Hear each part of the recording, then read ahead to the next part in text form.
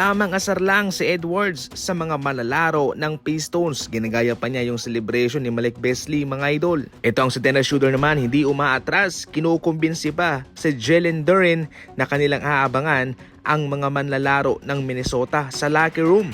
Silang dalawa, baback up siya kay Duren. Mainit pa rin ang tensyon sa pagitan ng dalawang kupunan pagkatapos ng rambulan. Subalit nagdumi na itong Minnesota laban sa Pistons at ito'y kanilang tinambakan sa score na 123-104. Umabot nga ho sa 5 manlalaro ang na-eject, samantalang 2 coach naman sa magkabilang kampo.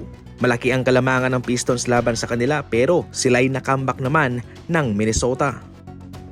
Kay Reeves pa lang, jackpot na itong Los Angeles Lakers. Sa ngayon, 20 puntos ang kanyang naibibigay na numero para sa Lakers bawat laro at malaking bagay po yan, especially sa ngayon na mukhang nahihirapan si LeBron. Gayunpaman, walang magiging problema itong Los Angeles Lakers dahil as of now ay solido naman sila sa kanilang posisyon. Si Reeves ang nagsisilbing X-factor dito para sa Los Angeles Lakers. Mayroong mga pagkakataon na nag-i-struggle na maka-score si Luka o si LeBron, pero syempre si Reeves to the rescue sa kanila at siya yung nagpapanalo sa kanilang mga nagdaang laban. Maasa na si Reeves sa ngayon, malaki na ang kanyang in-improve simula nang mawala si Russell sa kanila. Malaking question pa kung magkiklik ba ang kanyang chemistry kay Luka, pero so far sa ating mga natunghayan ay naging okay naman sila. Minsan kumakamada pa nga sila ng almost triple-double, si LeBron, si Luka at itong si Reeves. Definitely naka-jackpot ang Lakers sa kanya. Sa trade deadline ay marami ang nagkaroon ng interest kay Reeves para mag-trade pero so far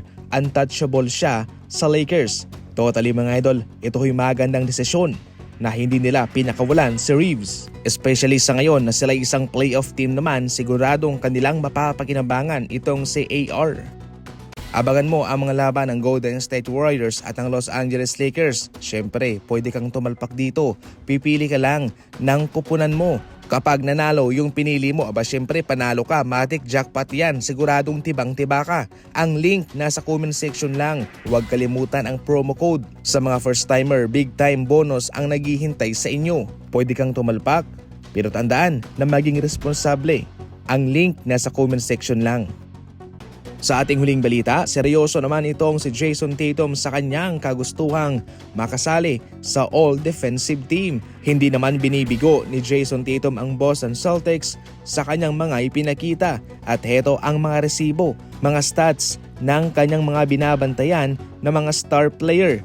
Sa season na ito, kung si Jason Tatum ang nagbabantay sa mga star player na ito, si LeBron 1 out of 5, si Edwards 2 out of 8, si Barnes 2 out of 8, si Andrew Wiggins 5 out of 16, si Lillard 3 out of 9, si Garland 3 out of 8, si Pascal Siakam 0 out of 5, si Paolo Banchero 0 out of 3 sa field. Lahat yan. Noon ay kilala na magaling lamang sa opensa itong si Jason Tatum, pero ngayon kitang-kita naman na kanyang binigyang diin at pina-improve niya ang kanyang defensive capability. Sa ginagawang ito ni Jason Tatum, siguradong makakasali siya sa All-Defensive Team at siguradong makakaapekto rin yan sa kanyang kontratang matatanggap sa Boston Celtics. Yan lang muna sa ngayon ang ating mga balitang basketball. Maraming salamat po sa panonood.